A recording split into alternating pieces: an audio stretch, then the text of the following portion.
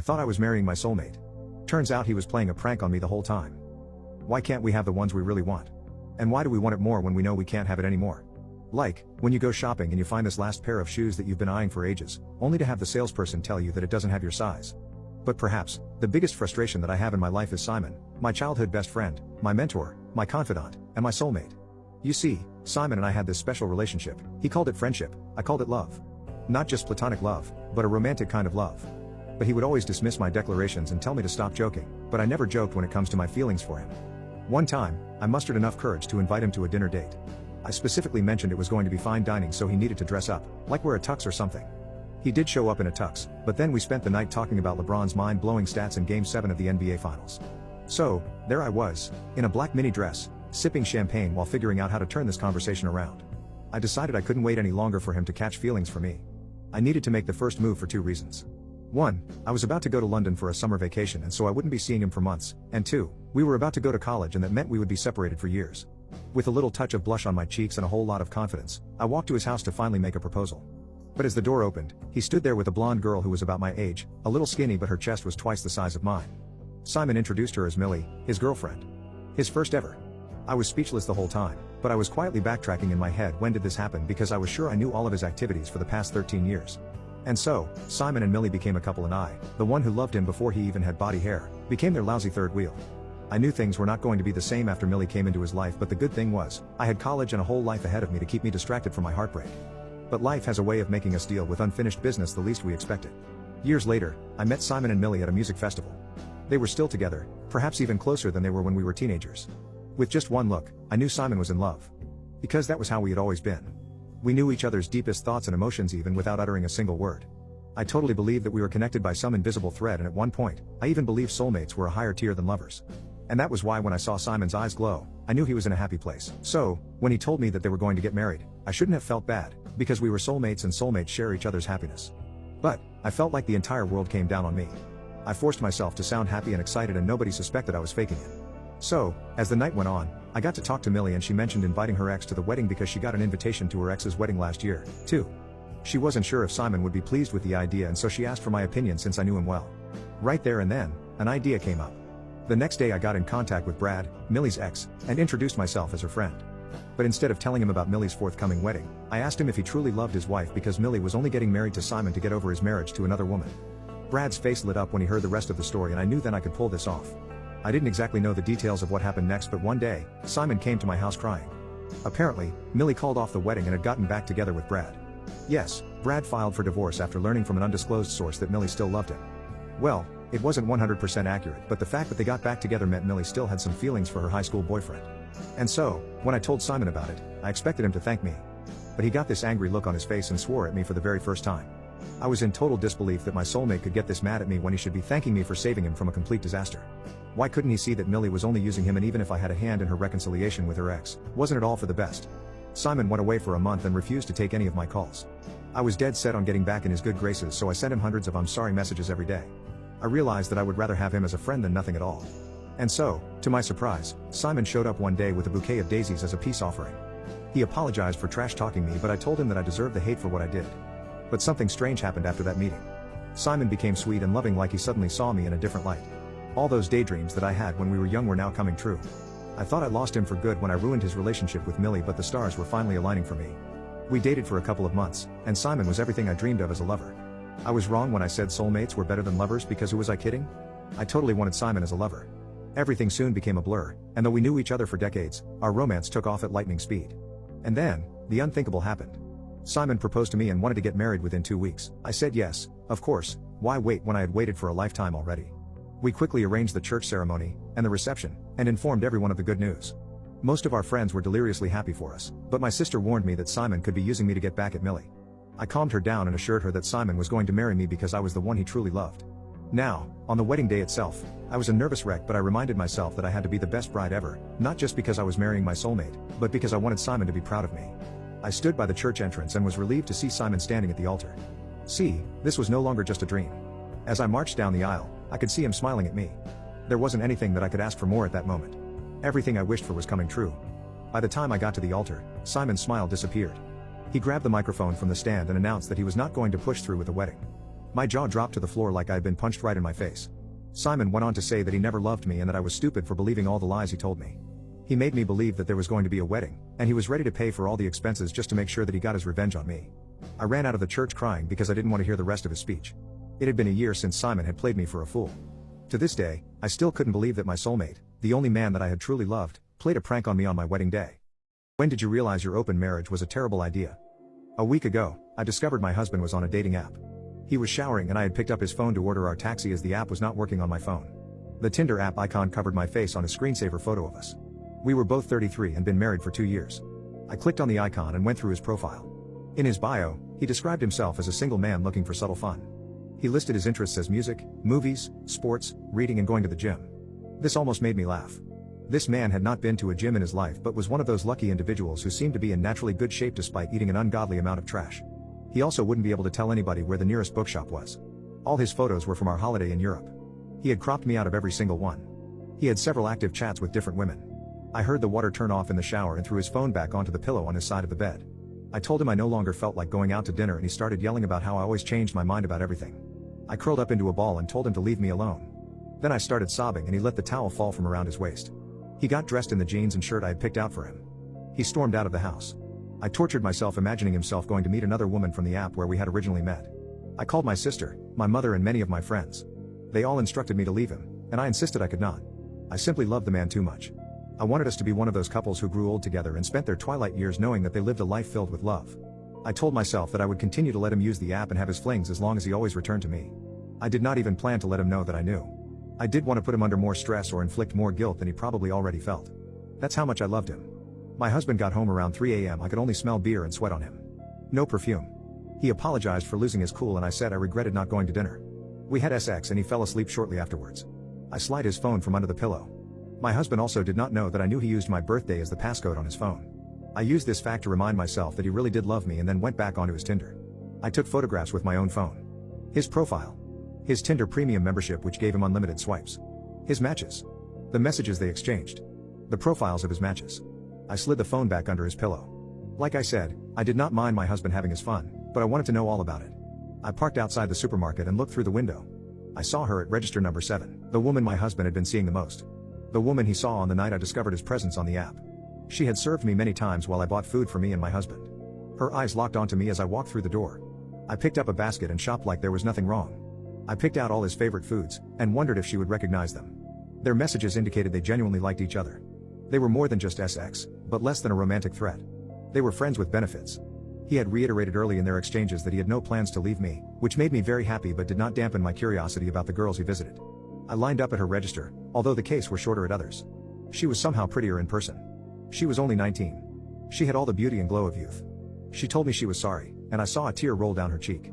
I noticed my hands had been shaking as I lifted the items out of the basket and placed them on the conveyor belt. She obviously sensed my knowledge of truth. I handed her a tissue from my purse and told her to pull herself together. I asked her what time she clocked off and after she answered I said I would pick her up. I warned her not to speak to my husband before our meeting. At 7 o'clock, I collected the woman. She shivered as I drove, and I put on the heating. I got us both milkshakes at the McDonald's driveway and parked at the entrance to the forest on the outside of the town.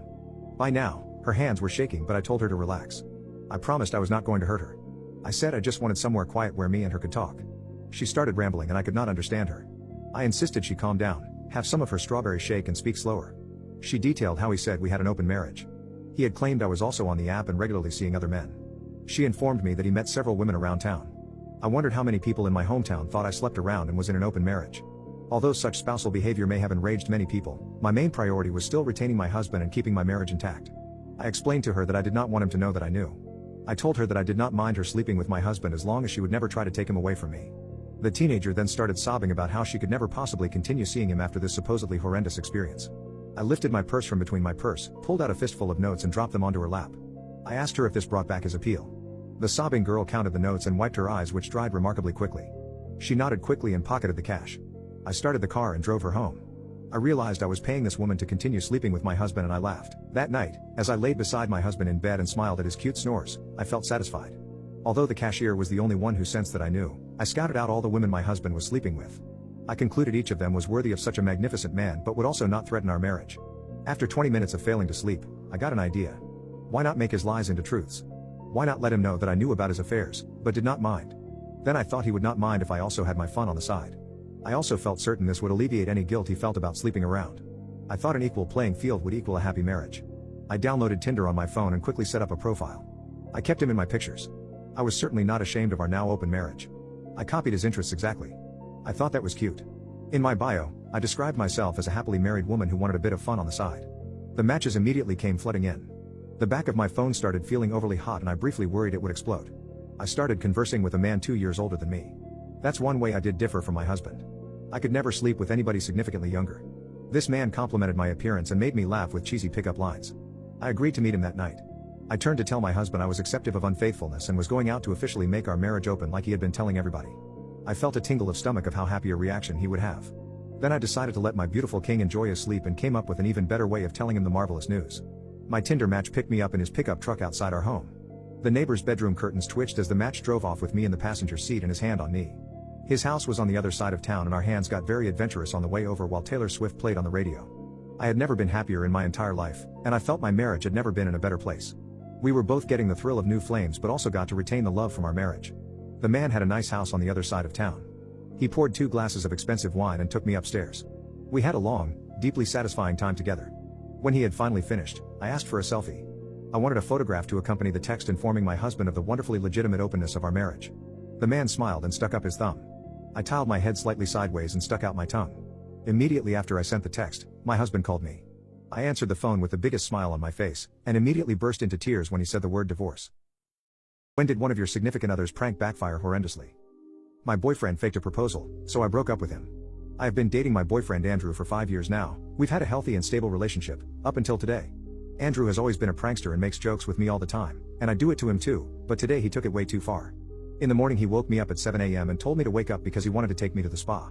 I was pretty surprised cause it wasn't a special day or anything, but I was all in for it.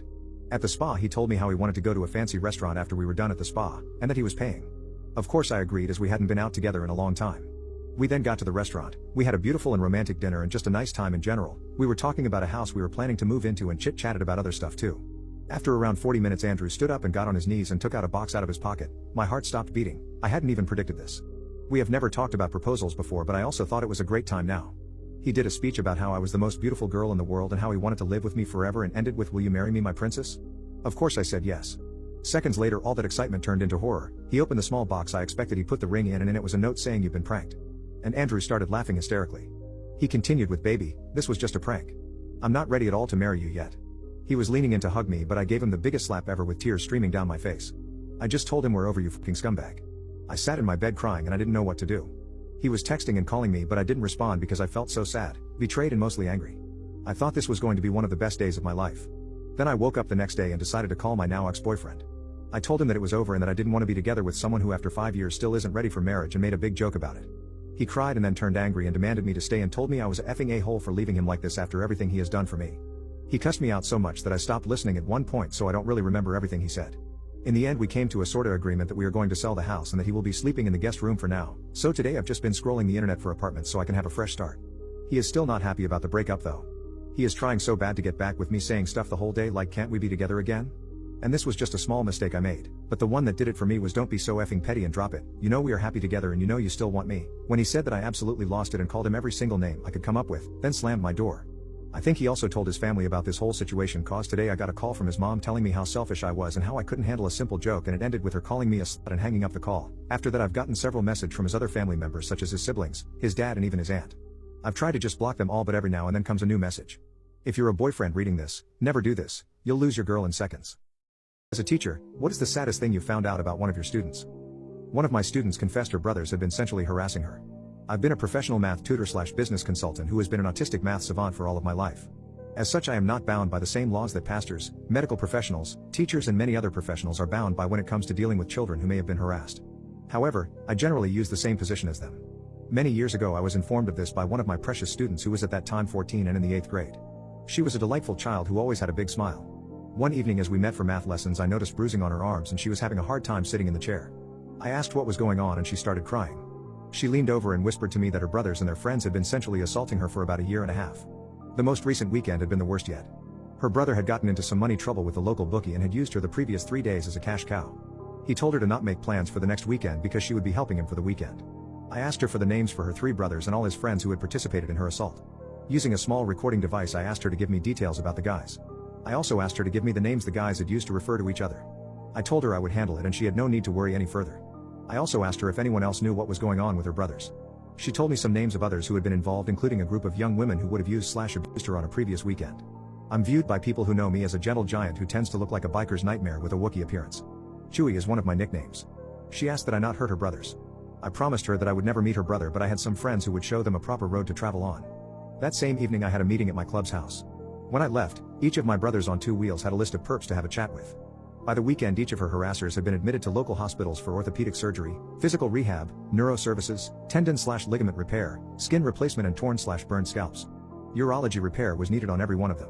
Dental services and facial reconstruction surgeries were in universal need. Because of scrotal damages, each of the men were now unable to breed, get an erection, or father children. It seems that when testicles are removed that this is the expected outcome. Not much different than gelding a horse. Broken/missing fingers and hands mean they wouldn't be using their fingers to harass another little girl. The city where all this happened never bothered to look into whether there had been any crimes against these men. The DA did receive a copy of the tape of my student's testimony. She was removed from her family and testified in each case against her attackers who didn't just plea out. My name was never mentioned. Eldest brother died in prison 2 years later, followed 3 years later by the baby brother and 5 years later by the middle brother. My young student is now grown with 3 beautiful daughters and 2 handsome little sons. Her kids call me Papa and are as sweet as their mom. Her hubby calls me Dad since his died many years ago. How far did you go to make the love of your life stay forever? I found out my husband was on a dating app, so I catfished him to make him stay. Martin and I had been married for 30 years. We first met at a seminar and I wasn't really paying attention to the people around me that day. Like half of my brain was digesting every word the speaker was saying and the other half was processing the reality that I had just been dumped by my previous boyfriend of 8 years. But Martin was persistent in taking me out on a date. He got my number from a fellow attendee and set a coffee date where we spent the whole day just talking and knowing each other's life story. I could not describe him in simple words because nothing in him was simple. His piercing eyes had a certain intensity that could make you weak in the knees, and his towering figure had a commanding presence everywhere he went. While I, who took pride in graduating with Latin honors, looked every inch like a boring countryside girl with frizzy hair and a lousy fashion sense. Honestly, I didn't know what Martin saw in me, but it didn't take long before I fell hard for him, and I was sure that he was the one I wanted to be with for the rest of my days. Now, after 30 years of marriage, things had become mundane like any long married couple. We don't go on dates as often as we used to, and we each had our own activities, like Martin playing golf every Tuesday and Saturday while I did volunteer work several days a week. We still shared a bed, but lovemaking had become rare and I couldn't even remember when was the last time we did it. No matter how boring things had become, I was confident we were going to make it to the end. But then fate wouldn't let me have my way. One time, while Martin was taking a shower, his phone lit up, and out of reflex, I peeked. It was a notification from an app, and upon closer look, I realized it was a dating app.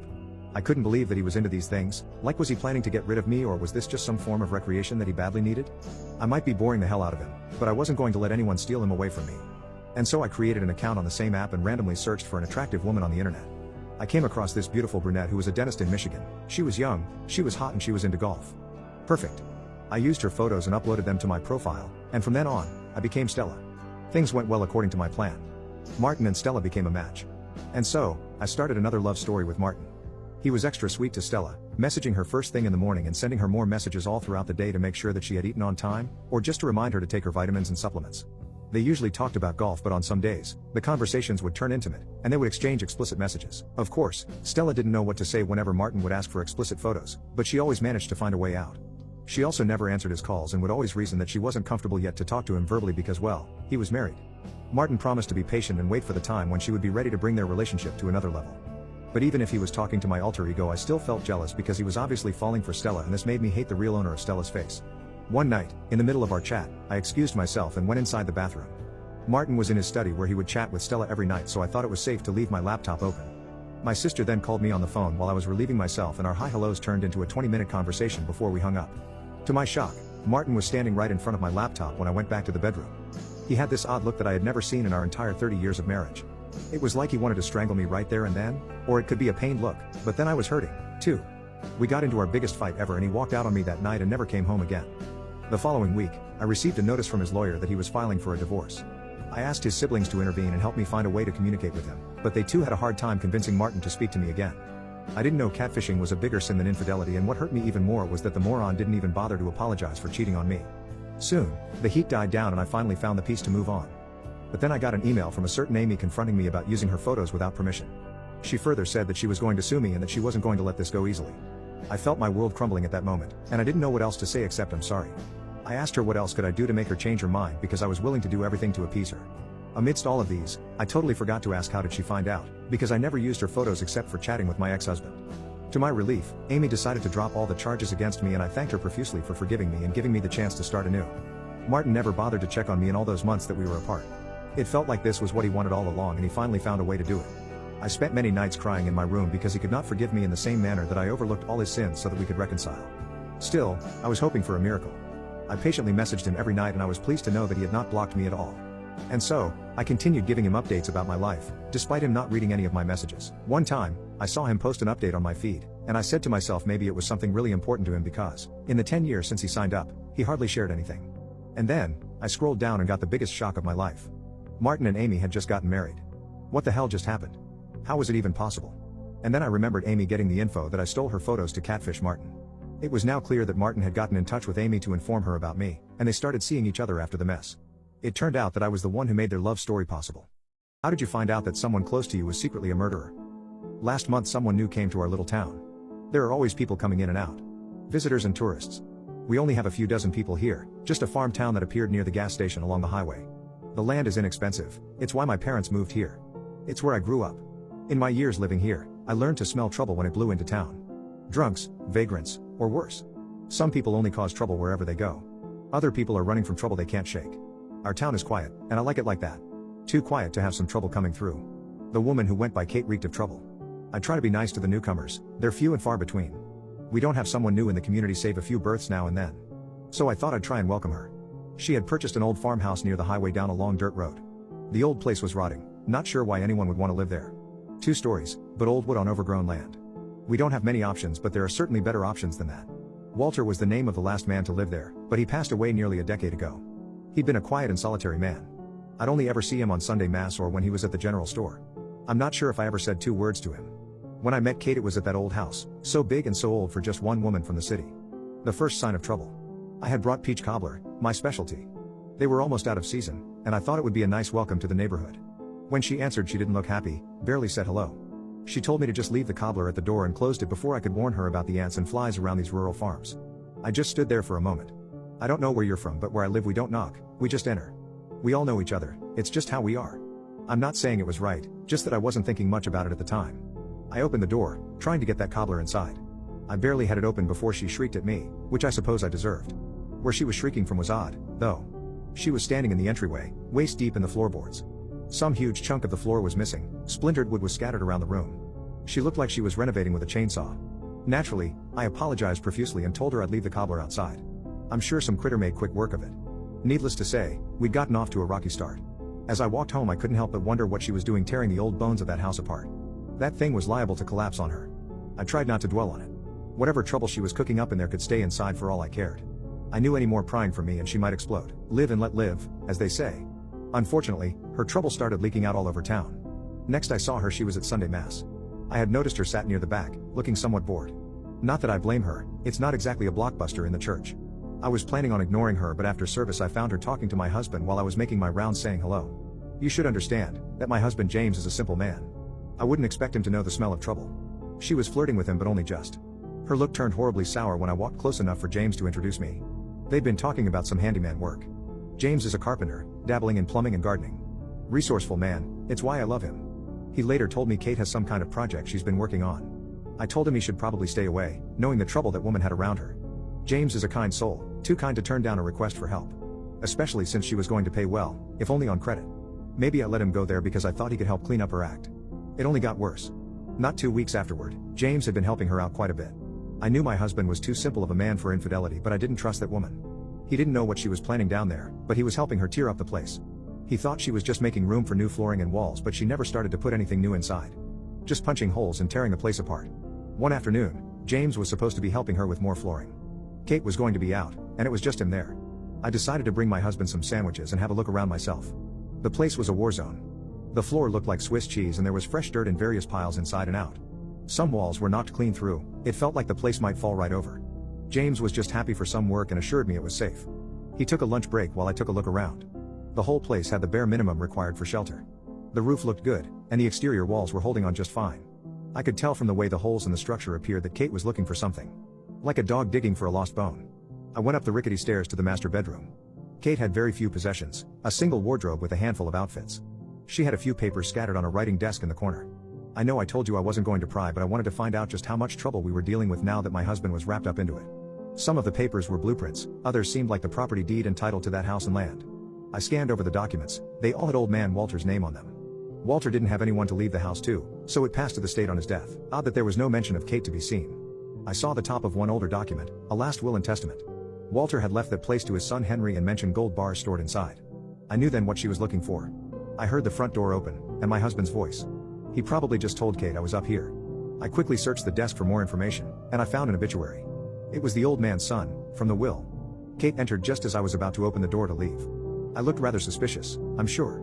I told her she'd better be careful knocking down so many walls, and I tried to hide that I'd been snooping. She must have bought it. I was able to leave without incident. Later that night I told James what I found, and how it seemed. He told me about some stories she had shared of her late husband Henry, and it all started to piece together. I stayed up late searching different county websites for Henry and Walter, before finding their obituaries listed in public records. That's when I saw the warrant for the arrest of Henry's wife and primary suspect in his murder, Kathleen. I called the police that evening, and I didn't sleep at all after. I just wanted her out of our town, she was dangerous. I drove in the morning to the old house to see what had happened.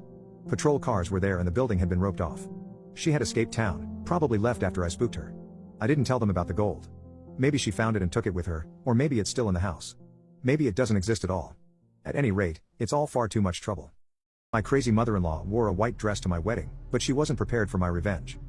My boyfriend and I have been dating for over 10 years and we've been through a bunch of ups and downs. I often like to think that we've gone through all the hurdles that would break most couples to shreds. We've been through it all, so that should already tell you a lot when I say we still struggle when it comes to his mom. My fiancé has a close relationship with his mother, which by itself isn't a bad thing.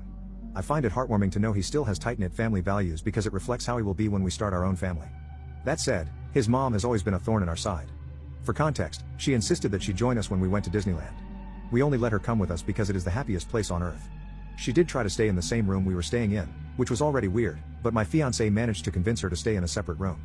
Now that we're getting married, we managed to keep her interference down to a minimum since we moved to a new place 2 hours from where she lived. She was just too busy to constantly drive over and turn our wedding into a celebration all about her. Or so we thought. I knew it was just too good to be true. We managed to book a venue without her grumbling too much about our choice. She did put up a fight about the catering service, but my fiancé got her to stop complaining once he told her they would have her favorite dishes included. Our first sign of trouble was when she wanted to invite over 30 of her friends to our wedding. We wanted to keep it a small wedding with only 60 or so guests, so giving half of the seats to her was outright ridiculous. My family was coming and we also had some old friends and coworkers attending as well. My mother-in-law tried to fight for it, but when we told her the seats for important family and friends had already been reserved and paid for, she had no choice but to back down. She had to settle for just 10 of her friends, which, by my account, is still too many for her to bring. I'm the one getting married here, not her. However, it all came to a horrifying crescendo a week before the wedding. Our wedding didn't have a strict theme to follow and the bridesmaids didn't have to wear one specific kind of dress. The guests didn't have to wear anything too specific either. We wanted our wedding to be a relaxed and fun occasion. My mother-in-law saw that as yet another opportunity to turn our wedding into an event all about her. I just received my wedding dress and we were spending some time marveling at it. That was when my mother-in-law jumped out of her seat and said that she wasn't about to lose to my wedding dress. That in of itself was already alarming. Since when was a wedding some kind of competition? She said her dress was even more stunning and was going to make her look like a star. Calling on her bluff, my fiancé and his sister dared their mom to put it on and show it to us. Of course, my mother-in-law did. The moment she walked into the living room and showed off her dress, the whole room went silent with dread. My mother-in-law was wearing her wedding dress. All eyes fell on me as people wondered if I was going to freak out. I kept my composure, however, and calmly did my best to fight the tears and anger. I simply swallowed my pride and asked her, just to verify, if that was indeed her original wedding dress. She said it was, but she had it slightly adjusted and refashioned to make her look even sexier than before. When my mother-in-law left to go back to her place, my fiancé, his sister, and some of our friends all asked what I intended to do. Everyone advised my fiancé and me to talk to my mother-in-law and convince her to change her mind. My fiancé knew, however, that there was no backing down from this one. My mother-in-law had her mind set on wearing her wedding dress to her son's wedding, and that wasn't going to change, no matter what we do. The last thing we wanted was for her to cause trouble. That was when a genius idea popped into my head and I relayed it to all our guests as soon as I could. The good news was most of them hadn't picked out a dress yet and were still going to rental shops to try stuff on.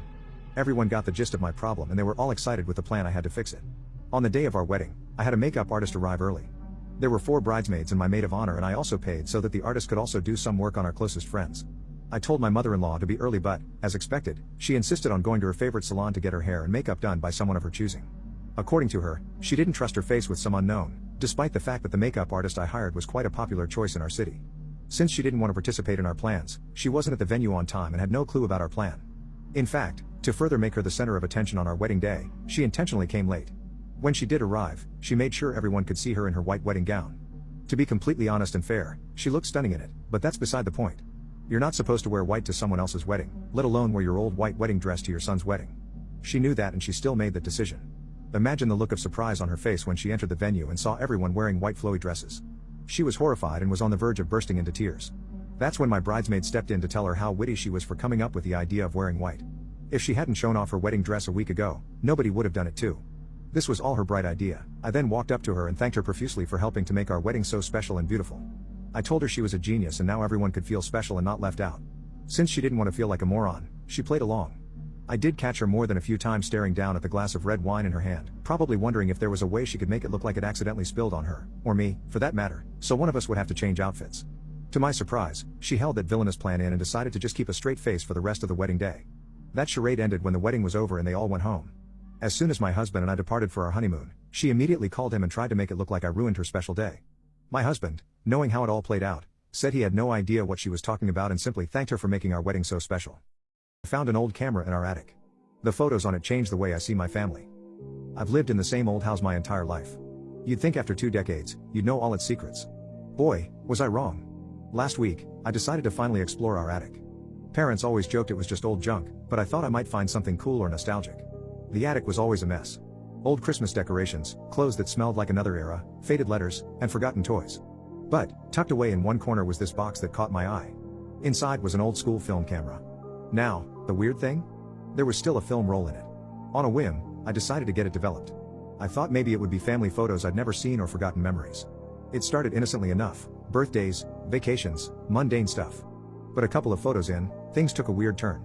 There was this guy, looking cozy with my mom. Not just friendly, but intimate. Then, there's another woman, always hanging around my dad. And they're not just in the background. They're at the center of all events, almost like they were part of our family. But the biggest shocker? This kid. Looked somewhat like me, but not quite. He's playing in my backyard, blowing out candles on my birthday cake, sitting on my dad's shoulders. And the surroundings are undeniably our home. Everything's familiar, except for these strangers who seem to have taken our place. I was stunned. Was this some kind of parallel universe captured on film? Or was my family keeping some deep, dark secret? I needed answers. So, I dug deeper into the attic, hoping to find something, anything, that would shed light on these images. And that's when I stumbled upon it, a collection of diaries stacked away, gathering dust. They looked old, really old. The first one had my mom's name on it. I hesitated for a moment but then opened it. What I read inside? It's just crazy. The diary's pages were yellowed with age, each entry penned with that careful cursive handwriting you don't see anymore. It started out with my mom's teen years, talking about school, friends, and typical teenage stuff. But as the pages turned, the tone shifted. An entry dated about a year before I was born stood out. She wrote about meeting a man, not my father, but someone named Brian. They'd met at a local cafe, and soon, they began seeing each other often. Her words were filled with confusion, guilt, but also an undeniable affection. Then came the news. She found out she was pregnant. The timeline didn't add up for it to be my dad's. Panicking, she confided in her best friend, who had also been seeing someone on the side, the woman from the photos with my dad. Together, they hatched a plan. Both would break things off with their secret lovers and return to their actual partners. The children, me and that boy from the photos, would be raised by our respective fathers, with the belief that we were siblings. Crazy, right? For years, it seemed, our families lived intertwined, just 2 doors away from each other. A move to another state when I was 2 severed this connection. They hoped the physical distance would make it easier to keep the secret. My parents and the other couple had an agreement to cut ties completely and move on with their lives. I flipped through more entries, absorbing this newfound information. There were mentions of guilt, dreams where the past haunted her, and an overwhelming love for both me and that mystery boy. But nothing more about their current whereabouts. I set the diary down, mind reeling. The photos, the entries, everything began to make a twisted kind of sense. My heart raced as I thought about the implications. Somewhere out there, I had a half-brother, living a parallel life. And our parents, all 4 of them, had gone to great lengths to keep us apart and in the dark. I had to know more. I decided to confront my parents. But before doing that, I needed more evidence. The attic still had more boxes, and I had a feeling they held more secrets. As I rummaged through, I found letters, from that boy, addressed to me. After days of combing through social media, I found a profile that seemed to match the boy from the photos. It was a gut feeling, but I had to reach out. I shot a friend request, half expecting it to be ignored. To my surprise, he accepted it within hours. Looking through his photos, I could see glimpses of our parents, especially in the older albums. It was eerie, like looking into an alternate universe. He seemed to have had a good life, filled with trips, friends, and smiles. But buried in those smiles, I wondered if there was a hint of sadness, a feeling of something missing. We began messaging, cautiously at first. We talked about mundane things, the weather, our jobs, favorite movies. But as days turned into weeks, our conversations deepened. We'd share childhood memories, and sometimes we found out we remembered the same events, but from entirely different perspectives. But we never touched the topic of our parents. It was like an unspoken agreement, a line we weren't ready to cross yet. I think both of us were afraid of what truths might unravel, what ugliness might surface. One evening, he mentioned a box he found in his adoptive parents' home after their passing, filled with letters and a few old photos. My heart raced. It was identical to my discovery. Could it be that our parents, in their own twisted way, left each of us a trail to find one another? However, it wasn't all as poetic. The more we spoke, the clearer the gaps in our lives became. There were periods where he went off the grid, and from the hints he dropped, I gathered he had some challenging times, maybe even run-ins with the law. I contemplated meeting him. But was it worth opening a chapter of my life that was deliberately kept shut? Every night I was torn between the bliss of ignorance and the weight of curiosity. One day, he dropped a bombshell. He said he had something vital to share but would only tell me in person. My mind raced with possibilities. What could it be? Was it about our parents, or perhaps another secret they hid? But then, just as suddenly as he came into my life, he vanished. His profile was deactivated, and my messages went unanswered. So, I'm throwing this out to you guys on here, because honestly, I don't know what to do. The temptation to dive deeper is gnawing at me every damn day. Do I chase this mystery, try to find him again, and risk exposing stuff I might not be ready for? Or is it better to just move on, trying to forget all this? Man, this has shaken up my world. What would you do if you were me? I just found out my girlfriend is a part of a cult with her rich elite family. Hey folks, I'm Mark and I've been with my girlfriend, Amy, for about 3 years now. I gotta share this because it's eating me up inside. So, I've been seeing Amy for about 3 years now. We first bumped into each other at some local event. She was passing out sandwiches and I was stuck with trash duty. Between jokes about soggy bread and trash bags, we pretty much hit it off instantly. Classic rock and a shared love for old TV shows got us talking, and before I knew it, we were a thing. But here's where it gets weird. In these past 3 years, while she's become buddies with my mates and even my grouchy cat, Mr. Whiskers, I've never once met her family. I mean, come on, we're in the same town and everything. At first, I thought maybe they're just super private or something. But years go by, and still nothing. Every time I'd bring it up, she'd dodge the topic or come up with some weird excuse. I've always found it odd. Now, let's fast forward to last Christmas. I was thinking, alright, this is my shot. I'll get to meet the family. I suggested we hang at her place, maybe have a quiet dinner. She said yes, and man, was I stoked. But when we rolled up to her parents' house, it wasn't just any regular house. It was massive, like, mansion big. Looked super old too. Gave me vibes of those big houses from old movies. And if that wasn't surprising enough, she told me her folks had some emergency and had bailed out of town. Just my luck, right? We went in and tried to have a normal evening, but the silence of that house was kinda eerie. Despite the circumstances, we made the most of the night, grabbed some supper down the street, watched a movie, and fell asleep in what seemed to be her childhood room. Later that night, she was asleep and I was trying to find the kitchen for some water, when I stumbled upon a faint sound. Like whispering. It was coming from a door down one of the hallways. So there I was, in the middle of this old, big house, and the only noise was this weird whispering. Curiosity got the better of me, and I tiptoed closer. The closer I got, the clearer the whispers became, but it was in some weird language I couldn't understand. My heart's racing by now, right? I noticed a soft light seeping out from under the door. Man, I thought of turning back, but then what kind of story would that be? I crouched down and peeked through the keyhole. Now, you won't believe what I saw. There was a group of people inside, all wearing these dark cloaks, seated in a circle, mumbling that weird chant. I couldn't see their faces. The room was lit with candles, and in the middle of them was some kind of ornate-looking bowl. I freaked the F out. Like, straight up horror movie stuff right there. I backed away as quietly as I could and pretty much sprinted back to bed. I tried to act cool, not wake Amy, and acted like nothing happened. Morning came, and I had to ask. So, Amy, I said, what's up with the room down the hall? The one with the chanting? She looked at me kinda funny and then laughed it off, saying it was probably just some old junk and that the house makes weird noises all the time. But here's the thing, houses don't chant. I tried to play it cool for the rest of our stay. But deep down, I was rattled. The mystery of her family, this big old mansion, and now a cloak-wearing chanting group?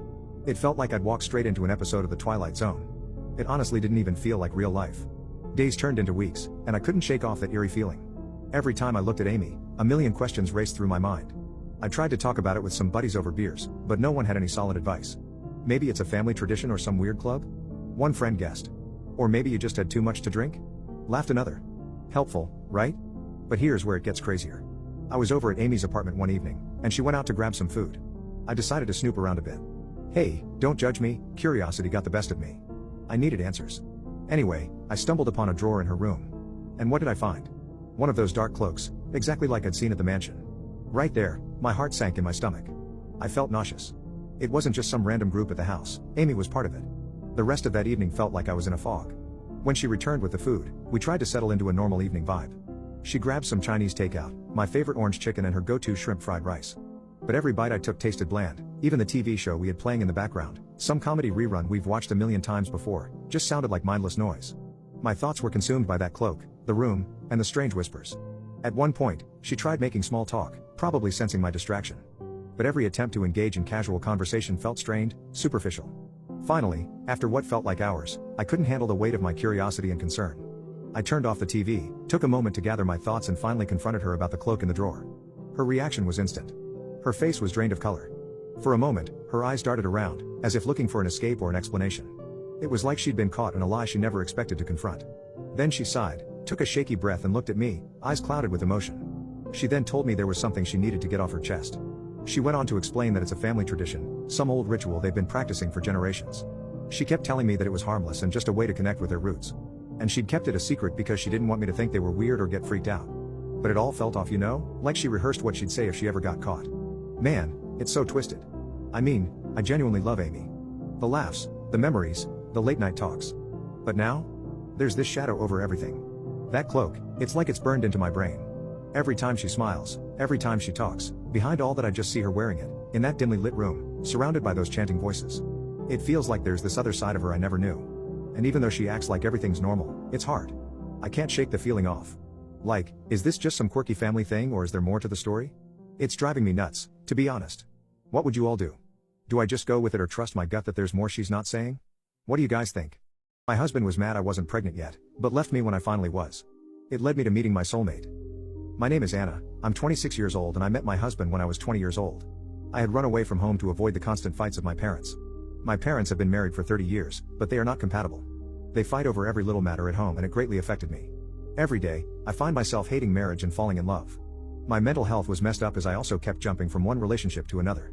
I left my parents' place at the age of 19 and moved to another town, in search of greener pastures. I thought things would be easy for me without my parents' support, but I was wrong. Things became totally hard, even though I had a job that kept me alive. Yet, I could not make ends meet. I was on the edge of losing my apartment when I met Tony, a young entrepreneur. Tony had a large bakery in town with lots of workers working for him. I became one of his workers and worked diligently to earn my wages. 2 weeks after I started working there, Tony started making advances towards me. I could not resist his charming features as I also found myself staring at him frequently. He was rich and strikingly handsome and when he asked me out on a date, I could not refuse. "Anna, I would love you to go on a date with me tomorrow night," he said to me with a rose flower in his hands.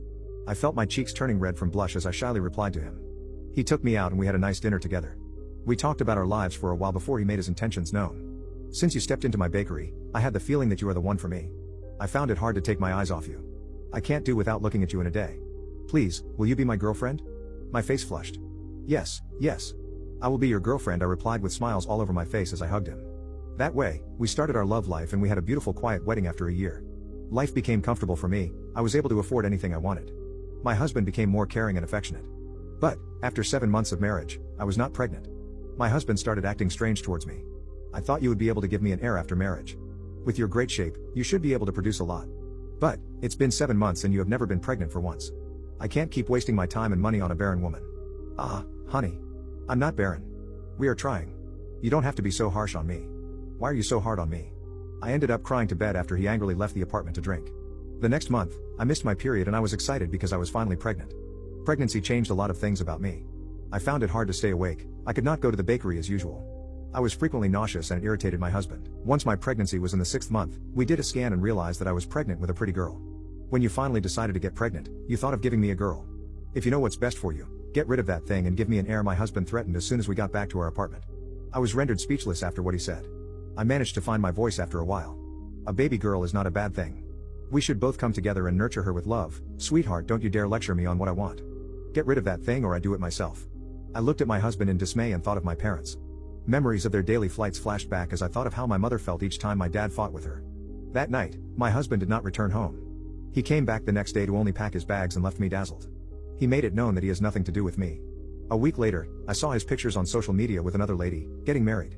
The shock of his second marriage while I was pregnant with his child, sent me into premature labor. I was rushed to the hospital by my neighbor, a young man in his early 30s. Martin helped me to the hospital and stood by me till I gave birth to my premature baby girl. My baby girl was so tiny that she had to be put in the incubator. My husband never checked on me till my baby was old enough to be out of the incubator.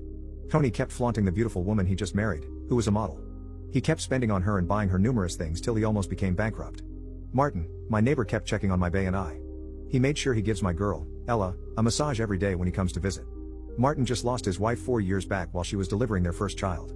Since then, he never remarried. But each time he comes to visit, he takes extra care of me and shows his affection in numerous ways. Martin and I started going for walks together with Ella. He tried his best to make me happy, and before I knew it, I forgot about Tony, my ex-husband. When Ella was 2 months old, Tony sent the divorce papers to me and threatened me to sign them. With a heavy heart and tears in my eyes, I signed it and he left my life for good. Martin didn't let me feel Tony's absence as he took it upon himself to cheer me up. Together, we went to the cinema, had ice cream during our walk, and had dinner together. When Ella clocked a year, Martin organized a big birthday party just for her. He invited his co-workers and I invited some of my friends with their kids. Martin gave Ella a beautiful birthday present and we all had a nice time together. Once everyone left, he helped me clean, and it was then he made his intentions known. Since I lost my wife, I felt no need to remarry. But, the day I helped you to the hospital, I realized that you needed a shoulder to rest on. I started developing feelings for you, not out of pity, but out of love for tiny Ella. Please, I'll love to have you in my life. I've fallen in love with Ella and I can't seem to part with her. I will be really glad if you will be my wife and fill the void left by my dead wife. I promise to take care of you and always love you, oh my God, Martin. You've been a wonderful man to me. I'll willingly accept you to be Ella's father and my husband. His family approved of our union and we had a beautiful wedding.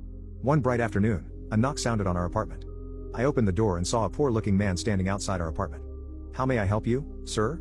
Anna, it's me. It's Tony. What? How did you turn out to be like this? My new wife squandered all my money on her career. I sold my bakery, took out a loan and used my house as mortgage. She eventually left with another wealthy man. But, I'm homeless now and starving. Can you please take me back? Just then, Martin emerged from the room with Ella and interrupted. Is that my baby girl? She's pretty. Can I hold her? Tony asked. I heard everything you said. You have no place here. Anna is now my wife. And this is my child, not yours. Go away, you left me in pain, Tony. Now, you want me back? It's too late. Go away and never come back here. I'm happy with my family. I slammed the door in his face. With Tony finally gone, my life became peaceful. After 3 years, I became pregnant with a baby boy for Martin. Martin treated me like an egg all through my pregnancy and pampered me well. I gave birth to a handsome, healthy baby boy whom we named Adrian. Together, we all lived as a healthy, happy family full of smiles. When has religion tore your marriage apart? Me and my wife have been Christians either all or the majority of our lives. However, the way I've been feeling about my beliefs started due to past experiences and trauma. I met my wife at her church when I was 18 and she was 15.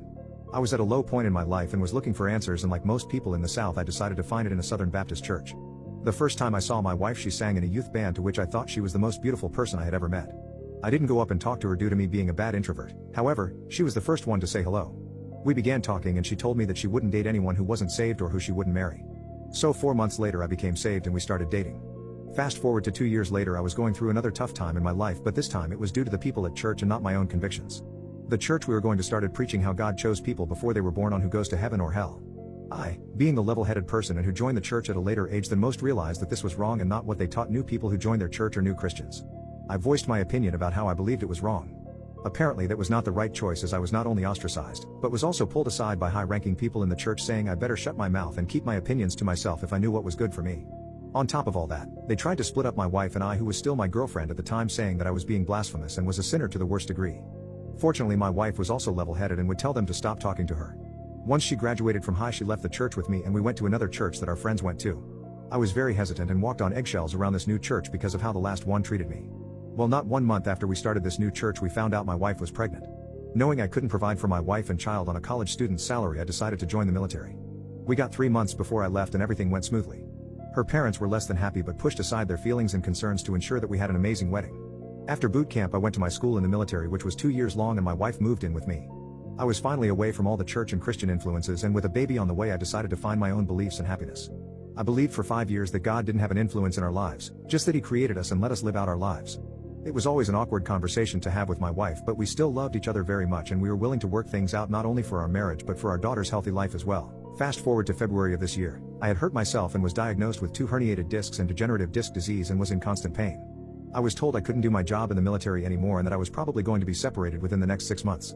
I decided to pray to God for not only relief from pain but to find happiness, as I had discovered that nothing in life except my family gave me happiness or joy, which put me in the worst mental health situation I've ever had in my life.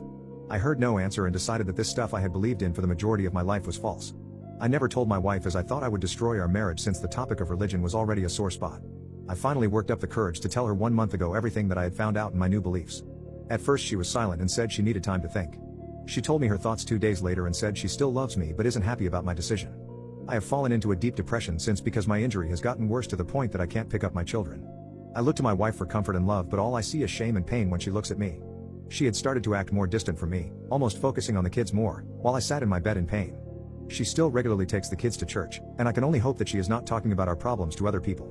We have also had numerous arguments about things that we disagree on now. The love seems to be diminishing, and I have no clue to how to fix it or what to do. I don't know how much more I can take and I can't live much longer like this. Any advice? When did you realize the man you were marrying had a dark secret? Have you ever felt the weight of a secret? That's how the story of Jenna, my beloved sister, and Rob, her now infamous fiancé, felt for me. Jenna and I grew up in Sterling Heights, a picturesque town that seemed untouched by time. Think cobblestone streets, kids playing hopscotch, and the golden aura of sunsets lasting a tad too long. Our childhood home, an old Victorian with blue shutters, was the backdrop for countless memories. Inseparable since birth, Jenna and I had built an empire of shared dreams. We would sneak into the attic during thunderstorms, snuggling in blankets and making up stories about pirates and far-off lands. Our favorite was about Captain Bluebeard and his quest for the heart of the sea, a mysterious gem with untold powers. Then, Jenna went to college in Boston. I remember the day she met Rob. He was in her political science class, a tall, broad-shouldered man with a confident stride. To the world, Rob was the quintessential gentleman, polite, accomplished, and attentive. But every time I saw him, a chill ran down my spine. I couldn't put my finger on it, but my instinct screamed that he wore a mask. Jenna's tales of college became Rob-centric. I missed her. I missed us. One summer evening, we sat by the lakeside, our toes touching the cold water. With hesitance in my voice, I told Jenna about my reservations regarding Rob. She exploded. Our emotional exchange echoed across the still lake, ending with her words, "Stay out of my life." The months following that lakeside confrontation were a blur of regrets and missed opportunities. Sterling Heights, with its sun-kissed evenings and the comforting hum of cicadas suddenly felt alien. The house with blue shutters, once a sanctuary of memories, stood as a silent witness to our broken bond. As autumn leaves carpeted our hometown streets, whispers floated around that Jenna and Rob were now engaged. It was Mrs. Collins, our next-door neighbor and town's primary source of gossip, who couldn't resist sharing the news. Jenna showed me the ring. "Dear," she said, her voice dripping with a mix of enthusiasm and pity. "Quite a rock. But, it's strange. I haven't seen an invitation for you." I tried to push past the hurt, but it gnawed at me, like a persistent itch. And then, one cold evening, an unexpected letter arrived. No return address, just a stark warning: beware of Rob. He isn't who he claims to be. Every fiber of my being resonated with the anonymous message. Driven by concern and a thirst for the truth, I took a bold step. I hired a private investigator to dive into Rob's life. Every week, I'd receive bits and pieces about him. Stories from his past, tales of changed identities, and hints about a life skillfully kept hidden. Yet, even as this unfolded, Jenna's wedding preparations progressed at full speed. I'd hear snippets, the selection of a vintage lace gown, flower arrangements, and rehearsal dinners, but what pained me the most was the realization that I might not be there on her most special day.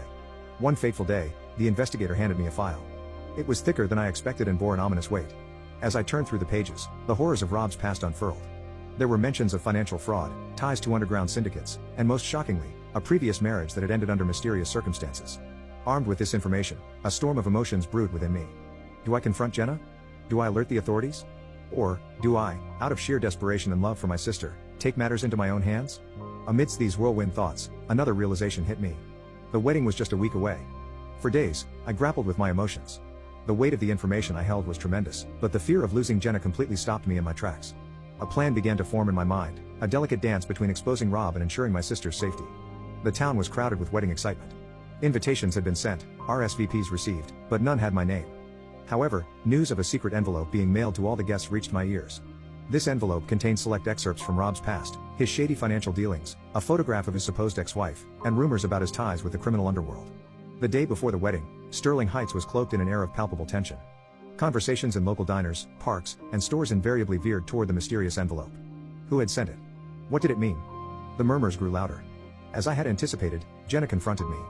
Her face was a canvas of emotions, anger, hurt, betrayal, and beneath it all, a flicker of doubt about Rob. In our parents' living room, with its memories of happier times, we faced off. "Did you send these?" she demanded, tears streaming down her face.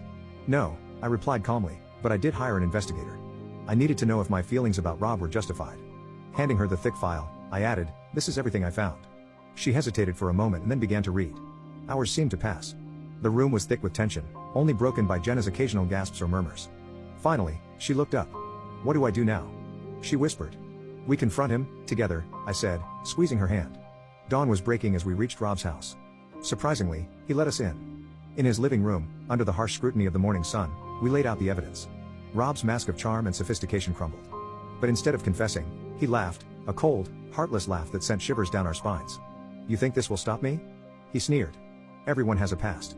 Yes, I made mistakes, but I love Jenna. The standoff was interrupted by the sound of sirens. Blue and red lights flashed outside. The local police, having received an anonymous tip, which I later learned was from the private investigator, came to arrest Rob for his alleged crimes. The wedding was, of course, called off. It took time, but Jenna slowly pieced her life back together. We both did. Our bond, which had been strained to its limits, began to heal. The sprawling Victorian house with blue shutters became our sanctuary once more. In the following years, Jenna transformed her pain into purpose. She started a foundation to help women who've been deceived in relationships. I, finding a newfound appreciation for truth and justice, became a detective. Sterling Heights, with its undying charm and timeless sunsets, remained our anchor. Our tale, filled with dark secrets, betrayal, and redemption, became a testament to the town's resilience. And as for Captain Bluebeard and the Heart of the Sea, well, that story took on a life of its own.